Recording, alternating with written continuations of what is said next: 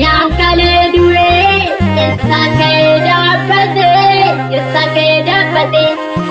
Kan dure duang kau, kofamuta tamale. Aras jal kabe Yusuf, binesa bashanale. Garam badu barbade, itepe nitisi. Gade firashiri se, alagati firbiti. Ya yar tumi chuganda, anganafti farfane. Na jirachi simpale, nakjesi singkawane. Arja kofi gasana, kananiti garmamu.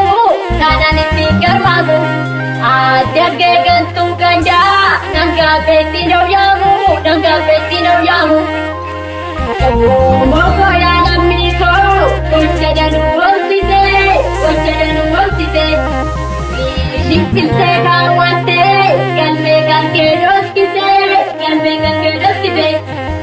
War gortu yakamoti, karati waldevisu. Gade piravarte, ate gande episu. Jalla tambule beku, kuya la tikada.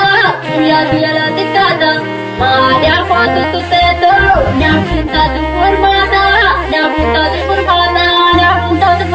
Ramajanna situmure beki, odanga budina watu bayegi. Aloni bikle kapiya saeku, garro ke edina karra kanne beku. Kabegat.